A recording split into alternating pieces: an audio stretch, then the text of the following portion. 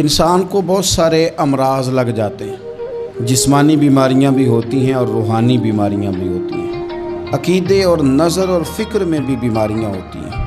دنیا میں کچھ لوگ دہریے ہیں، معاذ اللہ، اللہ کی ذات کے منکر۔ دنیا میں کچھ لوگ ایسے ہیں جو وقوع قیامت کے منکر۔ دنیا میں معاذ اللہ کچھ لوگ ایسے ہیں جو عذاب قبر کے انکاری۔ دنیا کے اندر آپ کو وہ لوگ بھی ملیں گے جو کہتے ہیں دنیا خود بخود وجود میں آ گئی۔ پھر آپ کو کچھ اور لوگ ملیں گے جن پر وسوسوں کا غلبہ، بری سوچوں کا غلبہ، شیطانی اور نفسانی خواہشات کا غلبہ، یہ سب بیماریاں ہیں۔ پھر کچھ امراض ایسے ہیں، حسد، بغض، عداوت، تکبر، عجب، خود پسندی، دوسروں کو حقیر سمجھنا، اپنے آپ کو بڑا جاننا، جھوٹ بولنا، جھوٹی انا کی، یہ سب بیماریاں ہیں، امراض ہیں۔ جسمانی مرض بھی بندے کو پریشان کرتا ہے، روحانی مرض بھی پریشان کرتا ہے۔ اگر آپ روحانی طور پر بیمار ہوں، آپ کے اندر حسد کی بیماری لگ جائے تو حسد کا سادہ ترجمہ کریں، پنجابی ترجمہ کریں، اپنی زبان میں ترجمہ کریں تو حسد کا معنی جلنا ہے۔ تو جس بندے کا اندر جل رہا ہو وہ سکون میں ہوتا ہے۔ اندر آگ لگی ہو حسد کی تو وہ بندہ قرار پائے گا۔ بہت بڑی بیماری ہے۔ لوگ کہتے ہیں پتہ نہیں مجھے کیا ہے، پتہ ہے آپ کو پر آپ توجہ نہیں کر رہے۔ تکبر ایک بیماری ہے۔ تکبر والا بندہ دل کی جگہ روڑا رکھ لیتا ہے، پتھر، تو اندر بندے کا سخت ہو جائے۔ وہ ہمارے ہاں لوگ کہتے ہیں کہ میری نا ٹانگوں میں بڑی درد ہے، تو پنجابی کہتے ہیں کھلیاں پہ گئی ہیں۔ وہ کیا ہے جی؟ کہتے ہیں سخت ہو گئی ہیں ٹانگیں، چلا نہیں جاتا۔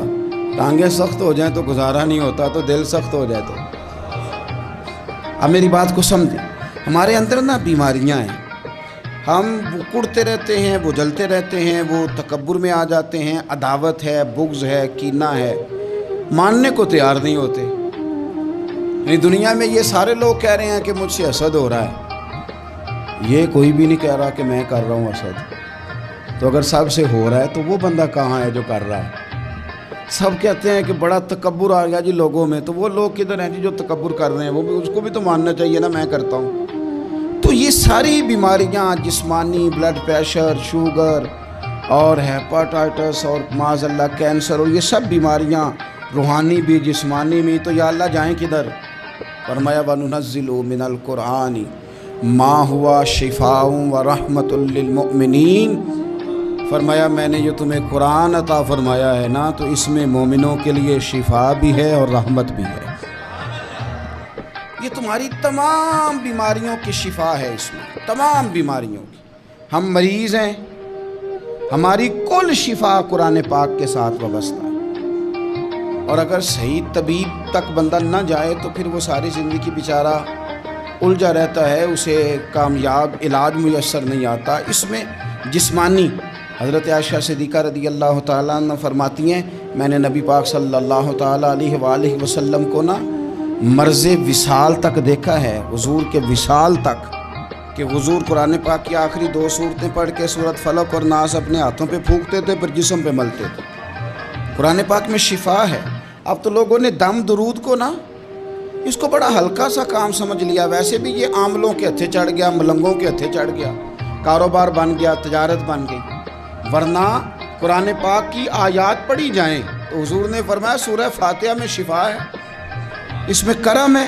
یہ چیزیں جو بڑی ہمارے لیے سود مند تھی، فائدہ مند تھی، ہم چھوڑ گئے۔ ایک بڑی خوبصورت حدیث ہے، سنیے گا۔ حضرت ابو سعید خدری رضی اللہ تعالیٰ عنہ حدیث کے راوی ہیں، بخاری میں موجود ہے۔ ارشاد فرماتے ہیں کہ ہم ایک سفر پہ تھے، واپس آ رہے تھے، ایک جگہ رات کو قیام کیا، سونا تھا، بستی تھی۔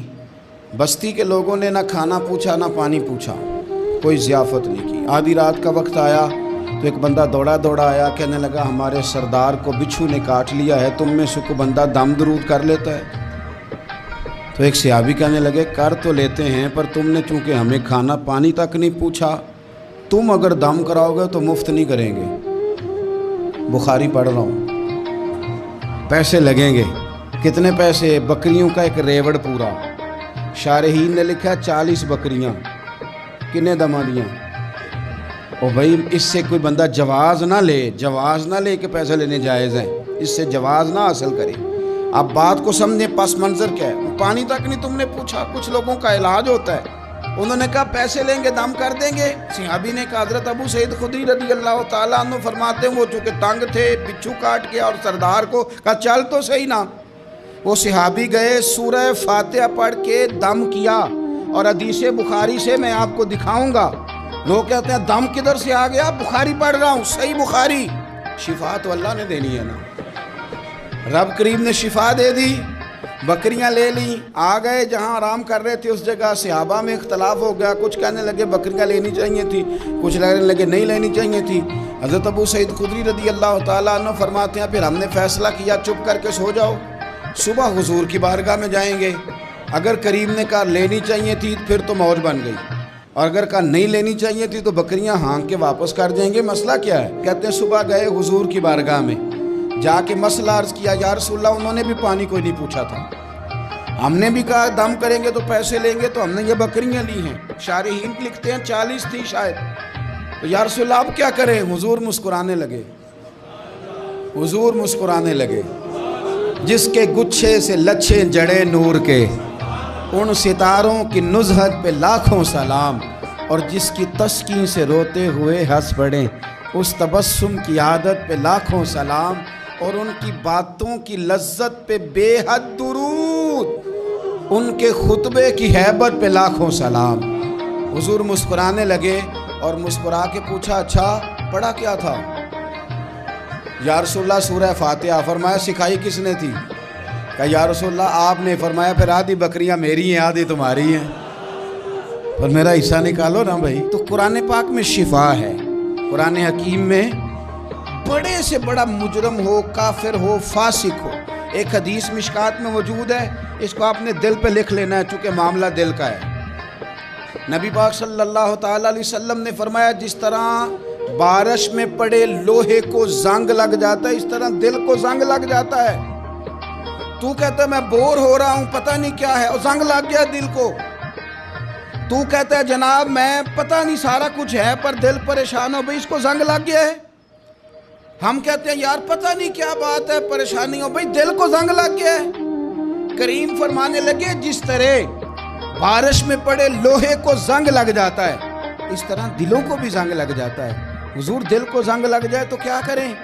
تو حضور فرمانے لگے ایک موت کو یاد کرو اور ایک قرآن پاک کی تلاوت کیا کرو، قرآن تمہیں زنگ سے شفا دے دے گا، اس کو پڑھو گے تو تمہیں لطف آئے گا۔ اور قرآن پاک کو نا جب بندہ پڑھتا ہے نا، تو حضرت مولا علی شیر خدا نے فرمایا تھا قرآن پاک کبھی پرانا نہیں ہوگا، جب بھی پڑھو گے نیا مزہ ہی آئے گا، نیا سرور ہی آئے گا، نئی کیف۔ بڑے بڑے کٹر کافر قرآن پاک سنتے تھے نا۔ ایک دن عتبہ کہنے لگا ابو جہل سے اور دیگر لوگوں سے کہ بڑی ہو گئی لڑائی، بڑی ہو گئی بحث، اس طرح کرتا ہوں میں جا کے نا تو محمد ابن عبداللہ صلی اللہ، میں جا کے بات کرتا ہوں حضور سے۔ عتبہ آ گیا کہنے لگا میں مذاکرات کرتا ہوں۔ سب نے کہا چل تو سیاںہ آدمی ہے، سمجھدار ہے، چلا جا۔ جا کے نا تو وہی باتیں جو وہ ہمیشہ کرتے تھے۔ نبی کریم علیہ السلام سے کہنے لگا ہم سارے آپس میں ہیں، برادری ہے، قبیلہ ہے، ایک شہر ہے، پھر بھی لڑائیاں شروع ہو گئی ہیں۔ جو آپ کا کلمہ پڑھتے ہیں وہ الگ ہو گئے، جو ہمارے معاذ اللہ طریقے پہ ہیں وہ الگ ہیں، تو کوئی بات چیت نہ کر لیں بیٹھ کے۔ تو حضور نے فرمایا کرو نا۔ کہنے لگا اگر آپ سرداری چاہتے ہیں تو ہم دیتے ہیں، اور اگر آپ مال و دولت چاہتے ہیں تو معاذ اللہ ہم دیتے ہیں، جو آپ کہتے ہیں ہم کرتے ہیں۔ کسی طرح کا بھی آپ کا مطالبہ ہے تو ہم پورا کرنے کو تیار ہیں، تو آپ بتا دیں ہم وہ کر دیتے ہیں۔ وہ بڑی اس نے لمبی چوڑی تقریر کی، جتنی آفریں گنا سکتا تھا گنوائیں۔ کریم خاموش رہے۔ جب اس کی بات پوری ہو گئی تو حضور فرمانے لگے میں بھی کچھ بولوں؟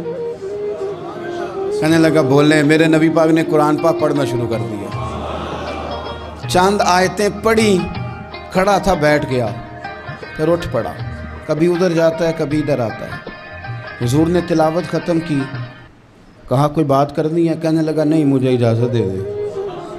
واپس گیا، جب گیا نا تو ابو جہل دور سے دیکھ کے کہنے لگا جو گیا تھا وہ تو عتبہ تھا، اور یہ جو آ رہا ہے یہ کوئی اور ہے، یہ کوئی اور ہے۔ یہ وہ نہیں ہے جو گیا تھا۔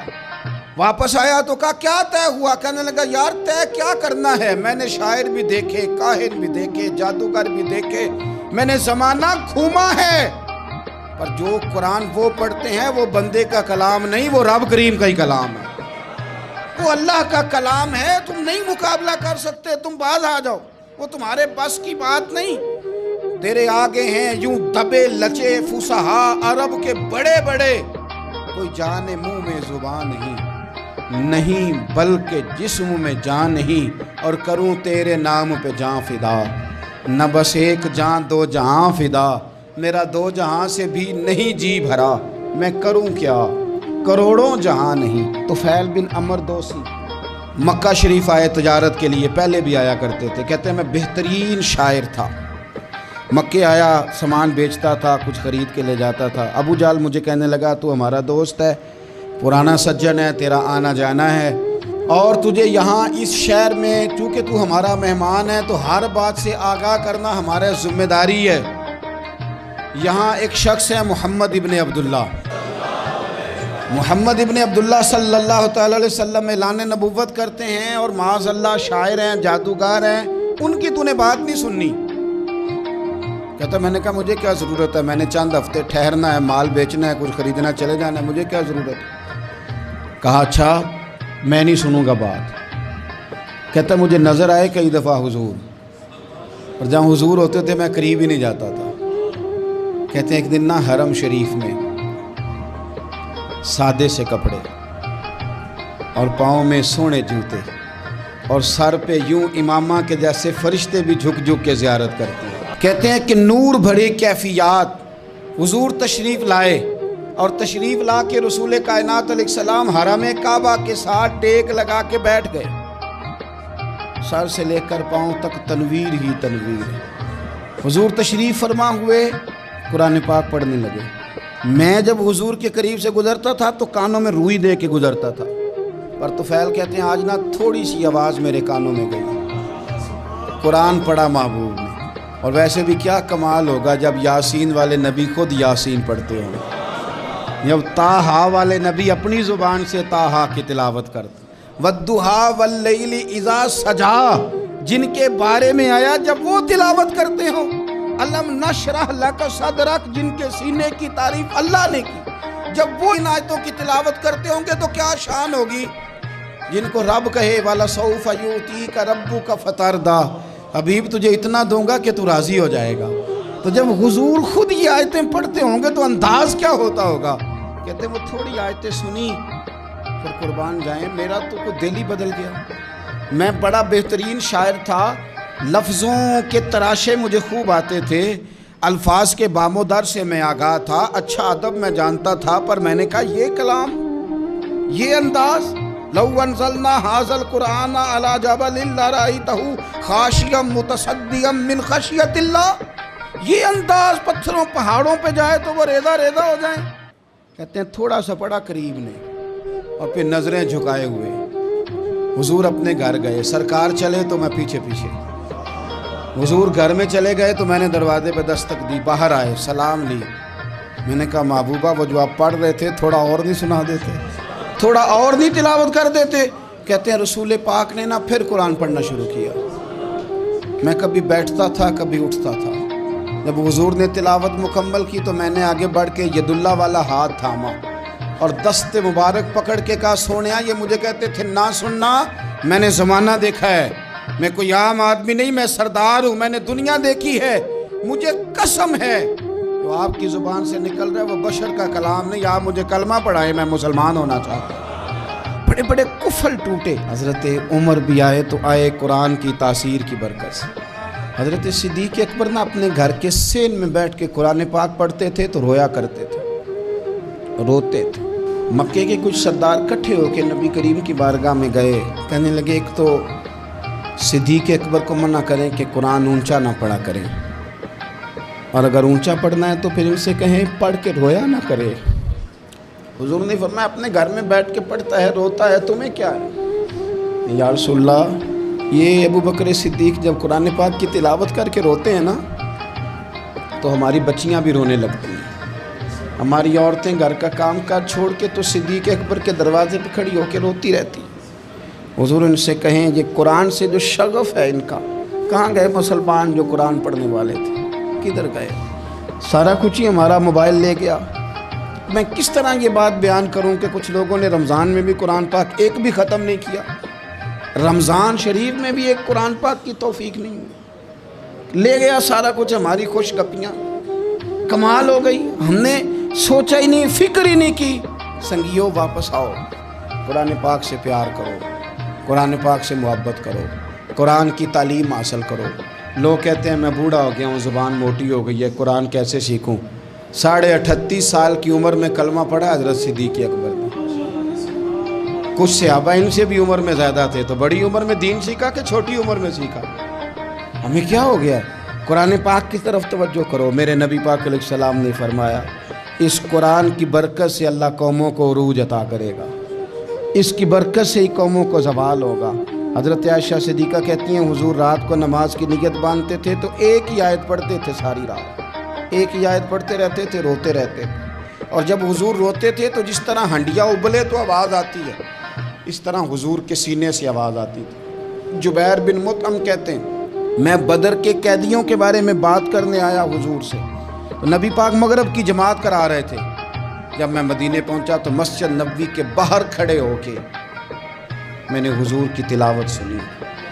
फरमाते हैं बस मैं तो बात करने आया था ना, तो वो आयतें सुनी तो मुझे यूँ लगा मुझ पे बिजलियाँ गिर रही। कौन है जो मेरे दिल के कुफर और कुफल धो रहा है? बस कुरान सुनता गया और रब मुझे ईमान की तौफीक अता फरमाता गया। मैंने कलमा पढ़ लिया, मुसलमान। कुरान ही हमारे हर मसले का हल है। मैं क्या करूं? कुरान पढ़ते हैं हमारे यहाँ, पर कब्रों पे पढ़ा जाता है, पर ख़त्मों पे। क्या कुरान पाक का ये हक नहीं था कि वो शादी वाले दिन भी पढ़ा जाता? क्या कुरान पाक का ये हक नहीं था कि वो असेंबली में भी पढ़ा जाता? कुरान पाक ना शिकायत कर रहा है, शिकायत करता है कि इन लोगों ने ना मुझे ख़त्मों पे पढ़ा है, असेंबली में नहीं पढ़ा। वज़ीर आज़म के ख़िताब से पहले तिलावत होती है, तो ये तिलावत के बाद ये ऐलान क्यों नहीं करते कि हम करेंगे वो जो कुरान कहेगा? सदर के ख़िताब से पहले तिलावत कराते हो तो ये क्यों नहीं कहते कि अब होगा वो जो कुरान कह रहा है? असेंबली का इजलास तिलावत कुरान पाक से शुरू करते हो तो ये भी तो कहो ना कुरान के मुताबिक फैसले होंगे। अदालतों में कस्में उठाने के लिए कुरान रह गया है, इस पे हाथ रख के कहो जो कहूँगा सच कहूँगा। आज के बाद वकील भी हाथ रखे ना कुरान पाक पे, जज भी हाथ रखे कुरान पाक, गवाह भी रखे, मुल्ज़म भी रखे और मदई भी बताए कि इसने पर्चा सही दर्ज कराया, इसने सही दर्ज कराया, नाम सही लिखवाएं, और ये सारे बताएं जज से लेकर मुल्ज़म तक कि हम फैसला वो करेंगे जो कुरान पाक ने हमें कहा। सिर्फ कसमों के लिए रहेंगे। 2 सूरतें पढ़नी नहीं आती और तुम बीच में कुरान पाक को लाके कसमें उठाते हो। वो ताजर जो दुकान शुरू करने से पहले तिलावत कराता है, किस लिए कराता है? कि मैं तिजारत कुरान पाक के मुताबिक कराऊंगा, इसलिए कराता है। वो तो कहता है ज़रा दुकान सही चले, ज़रा बरकत आ जाए। बरकत निरी तिलावत कराने से नहीं आएगी, कुरान के मुताबिक तिजारत कर, फिर ज़्यादा बरकत आएगी। कुरान के मुताबिक कुरान के इल्म को आम किया जाए, कुरान के नूर को आम किया जाए, कुरान पाक के इदारे मजबूत किए जाएं।